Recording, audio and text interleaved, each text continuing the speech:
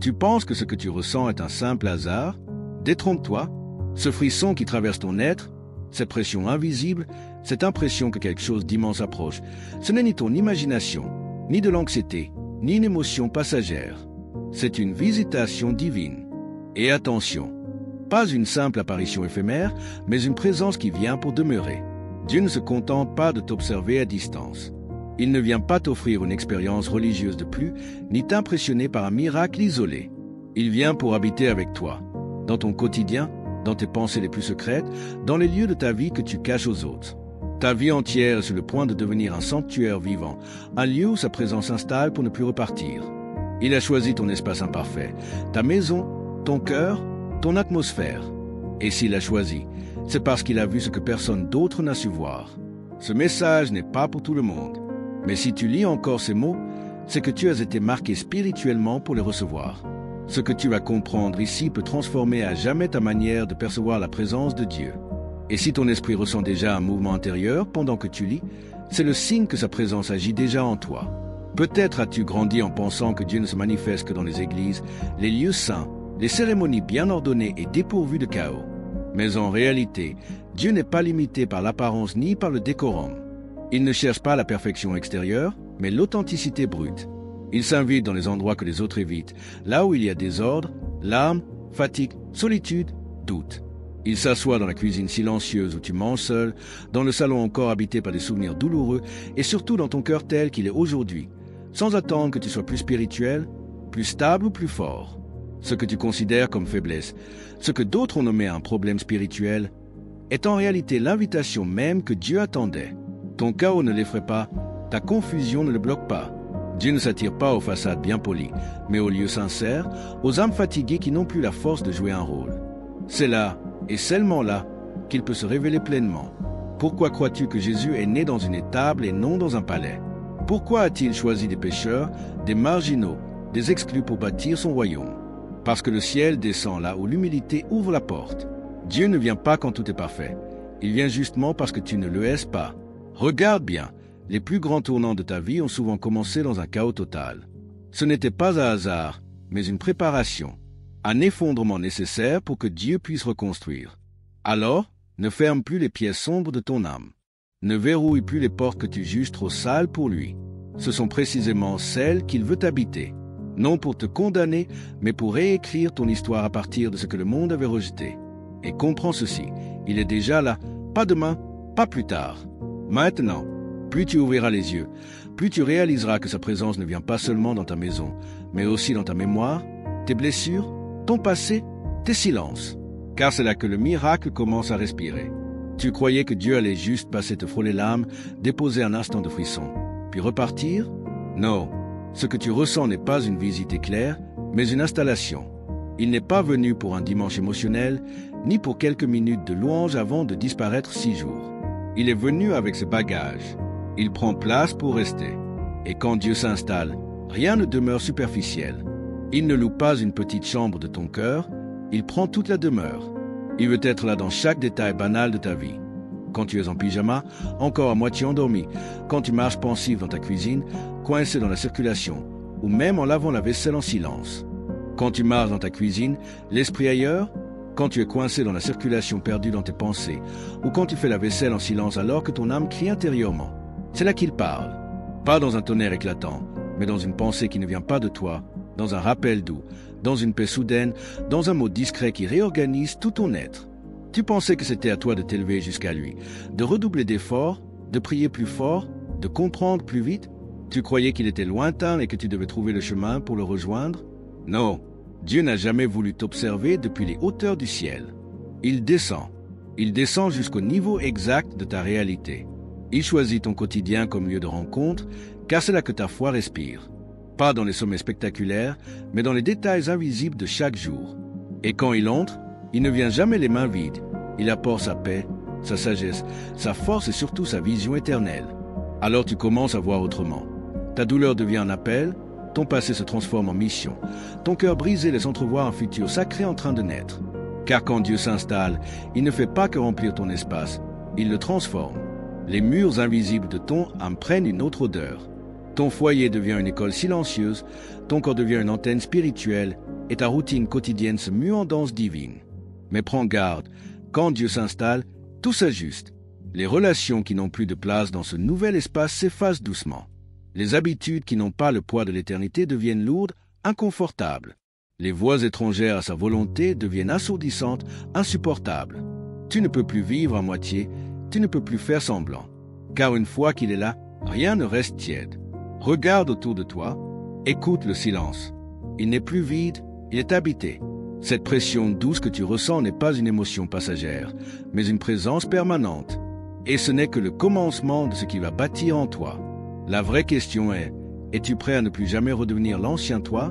Car accueillir Dieu dans ton espace, ce n'est pas vivre dans le confort. C'est accepter d'être dérangé, pas par le chaos extérieur, mais par un ordre surnaturel qui redéfinit chaque recoin de ton être. Quand Dieu entre, certaines choses ne peuvent plus rester.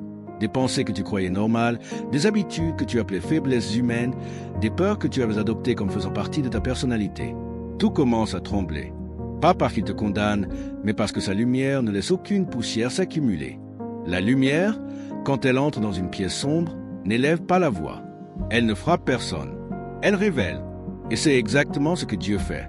Il ne vient pas pointer du doigt, mais illuminer de l'intérieur. Alors, des pensées deviennent trop lourdes, des comportements insupportables, des relations toxiques impossibles à supporter. C'est le signe. Sa présence a activé un système d'alerte en toi. Ce n'est pas que les choses aient changé, c'est toi qui as changé d'atmosphère. Quand la lumière entre, l'ombre n'a plus d'air pour respirer. Et parfois, oui, ça fait mal. Tu pleures sans comprendre pourquoi. Tu ressens le besoin de t'isoler, de tout réévaluer. Mais ce n'est pas un effondrement, c'est une libération. Dieu ne repeint pas la surface de tes murs. Il reconstruit tes fondations. Et ce chantier commence dans l'invisible, dans les zones de ton âme que même toi tu évites. Dans tes traumatismes refoulés, dans tes croyances limitantes que tu appelles réalisme, dans les voies du passé que tu as intégrées comme vérité. C'est là qu'il descend, avec une précision divine, pour nettoyer, restaurer et guérir sans violence, sans honte. Tu pensais que ta transformation viendrait de l'extérieur, de ton entourage, de ta situation, de ta carrière? Non. La véritable révolution commence dans l'atmosphère spirituelle que tu portes. Et quand cette atmosphère change, ta réalité s'aligne. Alors, ce que tu tolérais avant devient impossible. Ce que tu acceptais en silence t'étouffe désormais. Ce que tu appelais normal se révèle être une prison. Parce que Dieu te dit, ce n'est plus compatible avec ma présence. Et tout ce qu'il retire n'est jamais une perte, mais un allègement. Il enlève ce qui t'empêchait de voler. Alors, si certaines choses s'éloignent, si des personnes sortent de ta vie, si des portes se ferment, ne résiste pas. Ce n'est pas la fin. C'est l'espace nécessaire pour l'éclosion. Car Dieu ne bâtit pas sur un terrain qui refuse d'être nettoyé. Ce nettoyage est le prélude d'un niveau que tu n'as encore jamais connu. La vraie question n'est pas « Pourquoi ça me fait mal ?» mais « Et si cette douleur était en réalité un accouchement spirituel ?» Tu attends peut-être que Dieu se manifeste avec éclat, dans des signes visibles, avec du bruit, des tremblements spirituels spectaculaires. Mais Dieu n'agit pas toujours ainsi. Quand il s'approche, il ne fait pas éruption. Il n'impose pas sa voix comme un roi terrestre qui exige l'attention. Il s'infiltre dans le silence, dans les battements de ton cœur, dans ces instants suspendus où le monde semble s'arrêter. C'est là que tu le reconnaîtras. Pas dans les applaudissements, ni dans les grandes révélations publiques, mais dans une pensée subtile que tu n'avais jamais eue, dans une respiration soudaine qui apaise ton esprit, dans un souvenir oublié qui revient chargé d'un sens nouveau. Et tu sauras que cela ne vient pas de toi. Ce sera trop profond, trop doux, trop précis. Car Dieu parle un langage que seule ton âme peut comprendre. Et souvent, ceux qui t'entourent ne sentiront rien. Ils ne comprendront pas pourquoi tu pleures sans raison. Souvent, ceux qui t'entourent ne comprendront pas. Ils ne sauront pas pourquoi tu pleures sans raison, pourquoi tu souris dans le silence, pourquoi tu sembles absent alors que, pour la première fois, tu es pleinement présent. Cette chaleur qui envahit ta poitrine, ce frisson qui parcourt ton dos, ce besoin soudain de t'arrêter et d'écouter, ce n'est pas une émotion ni ton imagination. C'est Dieu, une invitation. Et si tu la négliges, tu pourrais passer à côté du plus grand tournant spirituel de ta vie. Car Dieu ne répète pas indéfiniment. Il parle et il attend une réponse. Pas un cri, pas une performance religieuse, mais un simple « oui » intérieur, un cœur ouvert, une conscience disponible. Dieu n'a pas besoin de bruit pour agir. Il a besoin de profondeur. Tu peux être au milieu d'une foule et le ressentir comme si tu étais seul dans l'univers. Tu peux traverser la tempête et trouver en lui une paix soudaine qui devient ton abri. Tu peux être au bord de l'effondrement et entendre au fond de toi ces mots « Je suis là ». Et ce « Je suis là » suffira à recoller tout ce que tu croyais brisé. Car c'est dans le silence que l'éternité murmure et seuls ceux qui s'arrêtent entendent. Alors arrête-toi, ferme les yeux et demande-toi « Et si ce silence qui m'accompagne depuis des jours était en réalité sa voix la plus forte ?» Ce que Dieu fait avec toi n'est pas une simple visite d'honneur, ni un moment émotionnel qui disparaîtra. Ce n'est pas une parenthèse spirituelle que tu ranges une fois la vidéo terminée. C'est une alliance, un pacte sacré qui ne transforme pas seulement tes journées, mais ton destin tout entier. Dieu ne cherche pas à t'impressionner par des manifestations spectaculaires. Ce qu'il veut, c'est marcher avec toi, pas de temps en temps, pas seulement quand tu ressens sa présence. Non, il veut marcher avec toi dans chaque instant, quand tu doutes, quand tu pleures, quand tu tombes. Parce qu'une émotion s'efface, une sensation passe, mais une alliance demeure. Ce que Dieu construit avec toi en ce moment, c'est un chemin, un voyage à deux, un processus divin où chaque jour devient une conversation, chaque pas une réponse, chaque silence une préparation.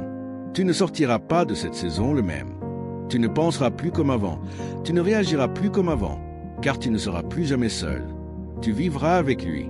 Et plus encore, tu commenceras à marcher comme lui. Ta posture changera. Ta voix portera une autorité nouvelle. Ton regard sera plus perçant. Non pas parce que tu t'es amélioré par tes propres efforts, mais parce que tu seras habité. Ce ne sera pas toi qui essaie d'être fort. Ce sera sa force en toi. Ce ne sera pas toi qui cherches la vérité. Ce sera la vérité vivante en toi. Et alors, tout s'alignera. Les bonnes personnes te reconnaîtront. Les opportunités se synchroniseront. Les portes s'ouvriront, non parce que tu auras forcé, mais parce que tu ne marcheras plus seul. Tu marcheras en alliance. Cette alliance, on ne la voit pas toujours, mais on la ressent. Elle se manifeste dans ta paix, dans ta résilience face au chaos, dans ta capacité à rester debout quand tout s'effondre autour de toi. Le monde te regardera comme un mystère, incapable de comprendre comment tu tiens. Mais toi, tu sais, tu n'es plus un simple visiteur de Dieu. Tu es devenu sa demeure. Et désormais, même le monde spirituel le sait. Ce n'est plus une saison temporaire. C'est un état permanent, une atmosphère divine qui t'enveloppe. Si Dieu t'a conduit jusqu'ici, ce n'est pas pour te donner un frisson passager, mais pour te sceller. Car tout ce que tu as traversé, tes larmes, tes nuits d'attente, tes silences douloureux, tes saisons d'isolement, t'a préparé à ce moment précis. Tu es le lieu qu'il a choisi. Pas un bâtiment sacré, pas une église en pierre. Toi, ton histoire, ton cœur, ton chaos, ton souffle, c'est là qu'il veut t'habiter. Pas en visite, pas à temps partiel, en résidence permanente. Et s'il entre, ce n'est pas pour rester silencieux, c'est pour manifester sa gloire à travers toi.